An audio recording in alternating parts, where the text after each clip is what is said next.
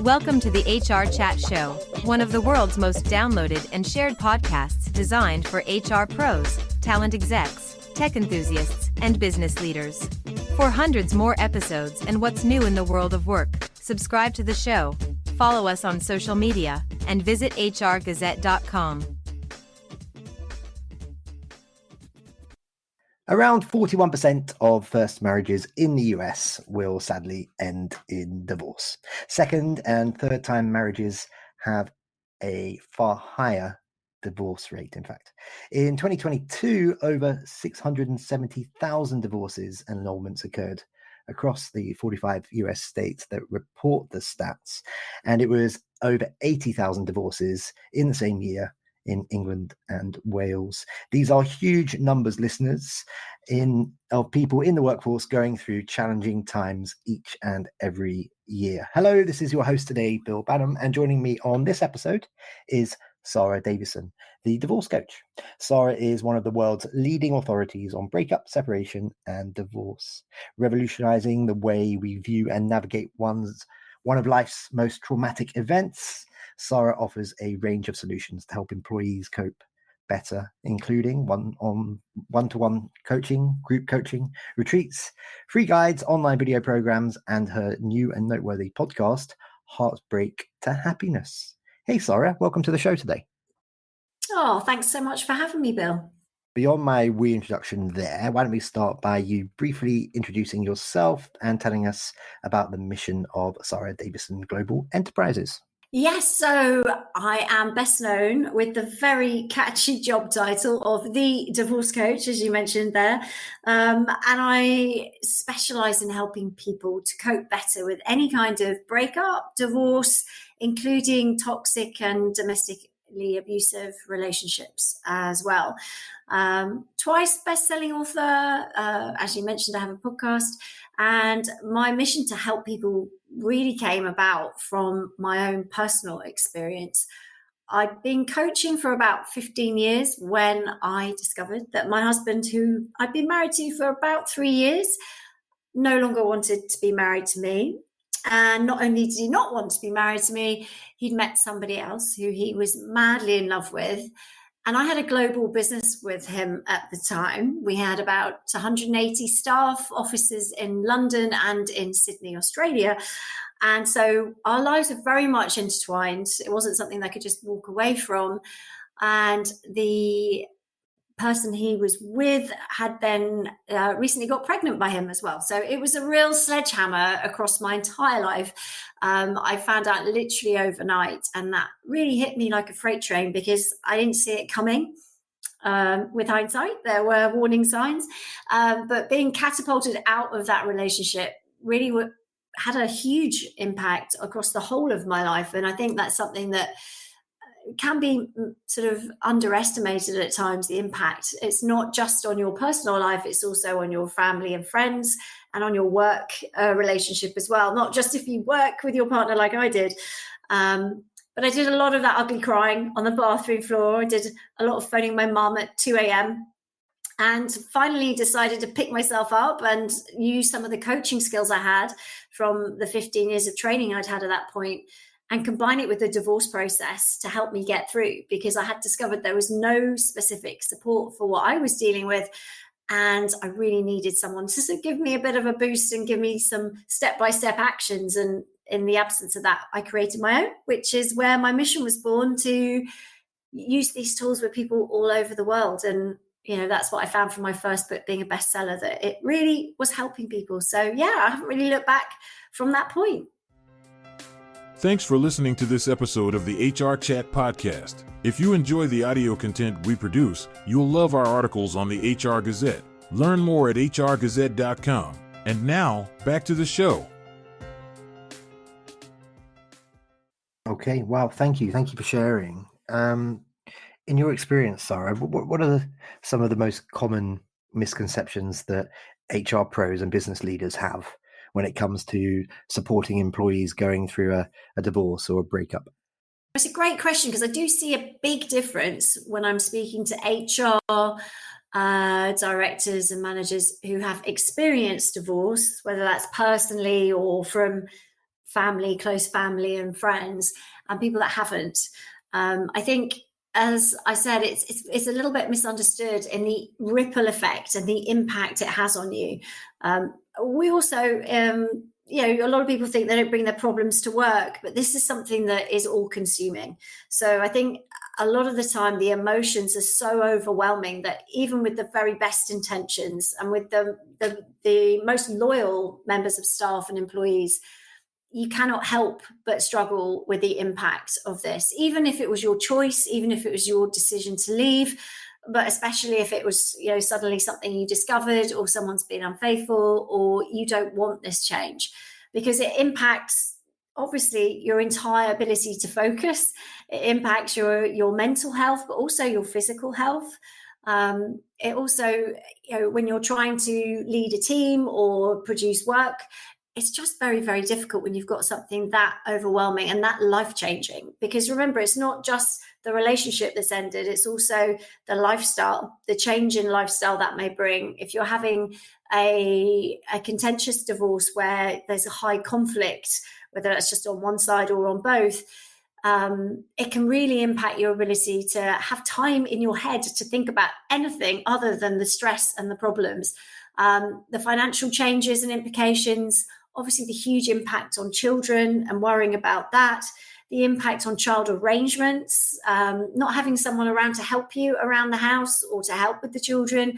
Again, your time and your responsibilities are really going to shift and change. So your whole life will be turned upside down. It is extremely distressing for most people dealing with it. I don't know if you know that divorce is known as the second most traumatic life experience we go through after death of a loved one. So it's way up there. And I think that's something that people really might underestimate from the outside, unless they've been through it. And the people that have been through it in the HR departments, they're the ones that are phoning me, and we're having long discussions and lots of meetings to get support for their staff. So, and there's also a lot of research out now, Bill, about the impact on productivity as well in the workplace. Thanks for tuning in to this episode of the HR Chat Show. IEA training provides professional development to a changing workforce with changing needs, and we're proud to support this episode of the HR Chat podcast. IEA offers lots of courses, webinars, and on-demand training to meet our students where they are and help them reach their goals. We're proud of our contribution to better risk analysis and high operating standards in the industry. Learn more at ieatraining.org. And now, back to the conversation. Okay, thank you, Sara. So how do you suggest HR pros approach conversations with employees who maybe are going through a breakup or a divorce, especially when it starts to affect their work performance? This is a very difficult conversation to be had. But if you're going through stress, you mentioned a moment ago, it's the second worst thing that could happen in one's life after a death. So one needs to be very careful when they're talking to an employee, to be sensitive, to understand everything they can be going through. What should that approach be from the HR department? I think you're spot on there. It's very, very sensitive. And again, this is something that is not an easy conversation to have. And it's something that, it really is going to depend on the person you're talking to. Some people find it much easier to open up about emotions. And we all know people that will gladly give you the latest update of the situation when you see them, bump into them, even if you haven't asked for it. And then there's other people who will find it extremely difficult. And those people, you may not even really know what's going on. It may be so hidden. They may be stuck, what I call stuffing those emotions down. And maybe they're working harder. They're in the office longer hours. But that doesn't necessarily mean their productivity is doing well. In fact, the recent research from Harvard Business School shows that it reduces your employee productivity by up to 40%. That's 40%. And actually for 3 years, the year as the relationship's breaking down, the year the relationship is falling apart, so the actual divorce process or breakup process, and then the year after, as they're adapting to the new living arrangements, childcare arrangements, financial situation. So the hit to the bottom line is massive. So with some people, you won't see it, with other people, you will. So again, it's very difficult to know because everybody's different and their reaction will be different. Some people might say, oh, thank goodness you've asked, and yes, I want to talk about it. And other people may find that incredibly difficult. And even though ideally they would like to talk about it, they may really struggle and may not want to open up at the beginning. But again, that doesn't mean they never will open up. So again, my advice is just be very sensitive to that individual. You'll know them, you'll know their personality, or if you don't find out before you start broaching those kind of subjects, see if they have spoken to anyone else about it, and how comfortable they feel. So again, take the pressure off them and just enable them to have a safe space if they do want to talk. But obviously putting pressure on people to talk can also backfire as well. So I think, as you said, it's being very sensitive, but for me, it's getting them the right support from somebody that knows how to unpack that. The trauma associated to certain breakups, like, for example, if they're struggling with domestic abuse, again, we have to be incredibly careful and know how to safeguard and signpost those employees. And statutory guidance in the UK, but I do believe around the world, is shifting now to say that companies should have a domestic abuse policy, which means that you will have a procedure to follow if someone does talk about domestic abuse and say they've been experiencing it. But actually knowing what to do in worst case scenario and being best prepared for that is really, really useful. And also as HR teams, it's, you can't be an expert in everything. And I think you are going to hear some pretty tough stuff. And if people are talking about divorce, people are talking about domestic abuse, toxic relationships, controlling relationships. Domestic abuse doesn't just mean violence. It means emotional control, financial control. There's so many different types of abuse that, don't involve a bruise and are harder to spot and harder to prove as well. I think, those kind of topics, you've got to be very sensitive and really know how you feel comfortable and what your company policy is around those things to be able to broach it in the first place. So you mentioned a moment ago, some people are more private than others, some employees are more private than others, and also some HR teams or managers are perhaps not as good as spotting the signs than others. And then you add on another layer of complexity here, Sara, and that's the rise of virtual remote work. How can HR leaders then ensure that they're providing adequate support to employees facing big personal challenges around divorce and separations when they're not even physically present in the office, when they're not actually even in the same place? How does that add another layer of complexity? Yeah, it does. And I think you've got to be able to spot the signs of these things as they're coming up. So just having some education on what are the signs that someone's struggling with breakup and divorce, and especially how to spot the signs of domestic abuse is really important. There are some sort of telltale signs. Obviously the productivity, as we've talked about, will drop. It also, if they are working alongside other people, the research shows that co-workers and line managers' productivity can drop by up to 4% as well. Absenteeism will go up. 23% of workers who go through a divorce or separation are taken sick or unpaid leave. So again, there are signs that, someone is showing that you're going to need time for stress, but you also need time off for court papers and just getting your head around what's going on. So again, there will be some telltale signs for that. As far as domestic abuse signs, there are signs that this is going on. I would, as an HR director, make sure you are trained in how to spot the signs, because this can be quite a difficult thing to spot even for an expert, because we get very good, and I'm saying we as a survivor myself, which is why I'm so passionate about this work, is we hide it, because in order to stay in those relationships, we have to minimalize it and normalize it to be able to do that. So, I think in the past, people would think, oh, well, if they have a black eye or there's an obvious thing, then that would show up, whether it's a Zoom meeting or in person. But with coercive control, emotional abuse, this isn't the case. You're not going to be able to spot it unless you have some training into what to see and what the signs might be. And then, they can be things, anything ranging from isolation, being isolated from other people, an increase in self-doubt over a period of time, a lack of confidence, a nervousness about being around their partner or being late. Sometimes domestic abuse will be something like, for example, maybe they don't have their laptop when they come into work because their partner's taken it to cause them problems, or maybe they've damaged it and therefore they can't use it. So there'll be little things that, you think, gosh, why are they always late? Or they've broken their laptop. That's not very responsible. But sometimes behind this, it isn't them. It's the situation and the domestic abuse at home. So there's lots of things to look out for. And, it's not sort of a join the dot thing. But again, getting training in these areas can really help.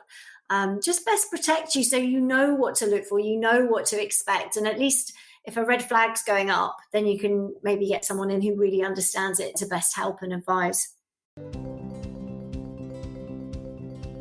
Once in a while, an event series is born that shakes things up, it makes you think differently, and it leaves you inspired. That event is Disrupt HR. The format is 14 speakers, 5 minutes each, and slides rotate every 15 seconds. If you're an HR professional, a CEO, a technologist, or a community leader and you've got something to say about talent, culture, or technology, Disrupt is the place. It's coming soon to a city near you. Learn more at disrupthr.co. I want to switch focus now and talk about something that I'm passionate about and you're very good at too. You've got a podcast called Heartbreak to Happiness. And my understanding is it's been terribly well received so far. Tell us all about it, but do so in 90 seconds or less. Go. Yeah, so it's designed, I interview lots of different guests, and I also have solo episodes as well, but we talk about all different breakups, heartbreak, separation, domestic abuse. It's all about tips and giving people the way through. It's very upbeat. Everything I do is designed to give you simple tools and techniques to transform how you're feeling, take your power back and get back out there. And, I set up a training school to train coaches on how to do this. And so we have a whole bank of coaches that go into corporates and work with corporates. I also interview them on the podcast as well, so you can get to know some of them and their stories and those pain to power journeys of how people have gone through tough times and then turned it around to create something that actually helps other people. So very inspiring. The idea is to educate and give people simple and effective, fast working tools to get those positive transformations in a very short space of time. So that's what we do. And we really enjoy what we do. It's a very rewarding podcast to run because we get so much good feedback from it and people that it's genuinely helping. Rock and roll, and you had lots of seconds to spare, so good work there, Sara. We are almost at the end of this particular episode. We'll just have to get you back on again in the near future. But before we go, we connected through the CIPD Festival of Work back in June 2024, where I spoke with one of your colleagues because you were chatting with someone else and having wonderful conversations. What else is coming up for you and your mission to help people navigate one of life's most difficult challenges? What future projects or initiatives are you excited about? And what events will we see you at in the next 12 months, Sara? We created a platform for HR directors to tap into to provide online group coaching and one-to-one coaching for your team and your staff if they're dealing with any kind of breakup, divorce, or domestic abuse. And we are the only global providers now of that around the world. So my mission is to get that out and supporting as many employees and teams as we possibly can, and getting in there to provide the support so they can be productive and they can, maintain their health and well-being as well. So that's my mission for this year. We're really pushing ahead with that. That's why I was at CIPD, and you will see me there again next year. I'm speaking at a few HR conferences. I'm speaking at the Police Wellfest conference as well, which for blue lighters on these topics as well. So there's a lot of organizations really excited about what we're doing and embracing it, which is really exciting to see. So that's the mission, to get these tools out to as many companies and businesses and support as many employees as we can. Excellent. Well, I appreciate your time today, Sara, and that just leaves me to say for today, Sara Davison, thank you very much for being my guest on this episode of the HR Chat Show. Thanks so much, Bill. I've really enjoyed it. And listeners, as always, until next time, happy working. Thanks for listening to the HR Chat Show. If you enjoyed this episode, why not subscribe and listen to some of the hundreds of episodes published by HR Gazette? And remember, for what's new in the world of work, subscribe to the show, follow us on social media, and visit hrgazette.com. This episode of the HR Chat podcast is supported by Deal. Are you looking for an all-in-one solution to manage your global workforce? With Deal, you can easily onboard global employees, streamline payroll processes, and ensure local compliance, all in one flexible, scalable platform. Join thousands of companies who trust Deal with their global HR needs. Visit Deal.com today, that's DEEL.com, to see how you can start managing your global team with unmatched speed, flexibility, and compliance. Thanks, and we hope you enjoy this HR Chat episode.